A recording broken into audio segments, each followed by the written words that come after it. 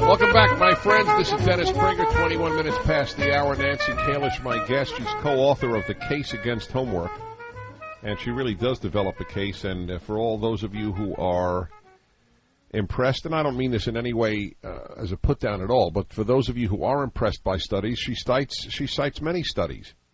And you would think that academics would be the first to be champions of homework, but it turns out that there are plenty of these studies that show otherwise. I worry. You mentioned burnout, Nancy, and we're going to take calls here at 1-8-PRAGER-776. I'd like to tell you a story. I was on a plane coming back from a speech in Northern California at UC Santa Cruz, in fact. And I was sitting on this plane next to a woman who was on the cell phone before we took off, and obviously I heard what she was saying. It was clear she was talking to her son, and that she was very concerned, and it appeared that he just couldn't do any more work at school. To make a long story short, I asked her about it. I said, look, I overheard, may I ask you a little about it? And she was very open.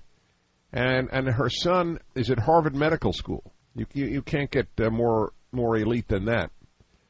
And she said, he can't do any more work. And I said, did he work very hard in high school? She said, absolutely. College? Absolutely. I said, he's burned out. He's burned out at 23 years of age. And one of the reasons I really believe that I have the energy that I do to do as much writing and lecturing and radio as I do is that I did so little work in high school. So I was never burned out, and I've never demanded from my own kids that. And so this notion of hours of homework a day, well, what exactly did they do at school, and why don't adults do homework in the day, at night, which is what you and I mentioned? Well, they've actually stepped it up at school as well, and that's another reason why kids are getting burned out so much with No Child Left Behind and just a general demand for, quote-unquote, more rigorous education. They're taking away things like physical education, art classes, music classes, and they're replacing that with more instruction time. So that by the time the kids get home and have to start their hours of homework, they're really fried, especially the little ones. There's a horrifying statistic from the University of Michigan that shows that for elementary school kids, homework has jumped 51% since the 80s. It's just too much for these kids. They're not coping well. In fact, here's another. I know you don't love studies and statistics, but here's another. No, I love them when they're accurate. Go ahead. Well, here's another scary one. This is from the Yale Early Education Center, I believe. They found that more kindergartners are being expelled around the country than ever before. What, for sexual harassment? No.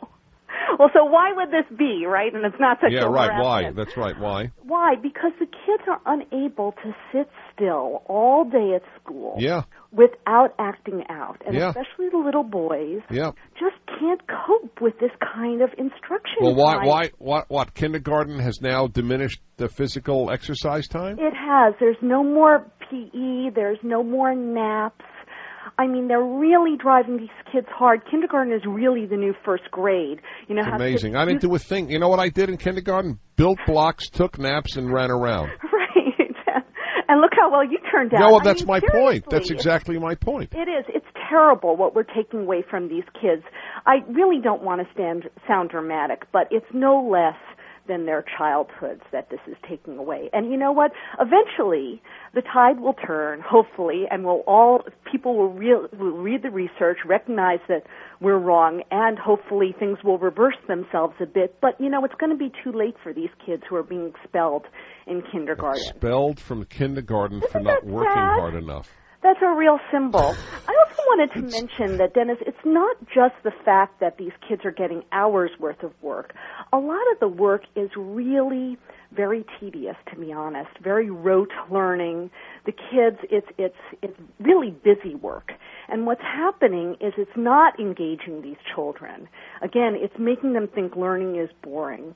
It's not because teachers are evil or anything. It's they're so overworked themselves that many of them, we surveyed hundreds of teachers across the country, many of them said, homework was really sort of an afterthought. They just gave the assignments the teacher did before them. They didn't really think about it very much. They don't grade it often. So nobody's really paying attention to what's going on with our kids. That seems that way. Well, we'll take a contrary view. Minneapolis and John. Hi, John. Dennis Prager and Nancy Kalish, author of The Case Against Homework.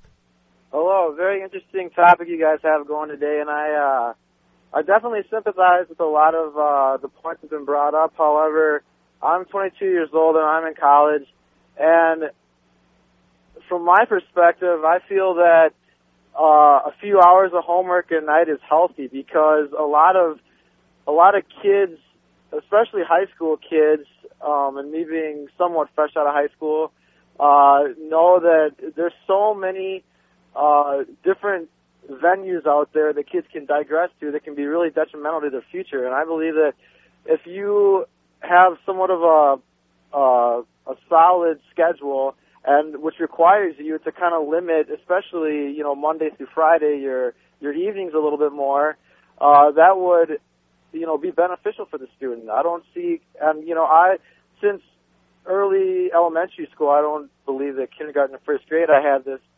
inordinate amount of homework to do, but I remember since early elementary school, maybe third or fourth grade, every night, I've had at least an hour or two of homework, and All right, let's get Nancy's reaction. Well, I would respectfully disagree, John. I mean, first of all, homework is taking away from not just kids going out and, let's say, experimenting with drugs or alcohol. It's taking away from kids playing musical instruments. It's taking away from kids reading for pleasure. It's taking away from kids doing community service. It's taking away from kids doing Bible study. So I don't really buy that homework is the only solution or else kids are going to get into trouble. I mean, I think we need to trust our kids a little bit more. The ones who are going to get into trouble are probably going to get into trouble anyway. But in an ideal world, that'd be great if we could all trust our kids. However, the world isn't perfect, and there's a lot of people out there who, want to try to do harm to kids, to people my age. And there's a lot of people my age who are confused and don't have, a solid background that they come from, and they're gonna lean this or that way depending on who's pulling them. They're gonna get pulled, and without, a vocational study and a pursuit. All right. John, I got a question for you. It's just a history question. Yes, Can you identify Stalin? Yeah, Stalin was buddies with Hitler in World War II. All righty. I thank you for your call. Okay, goodbye. Okay.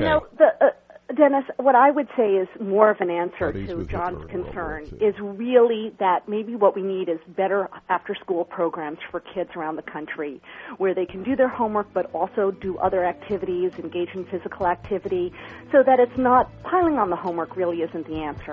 I don't believe that.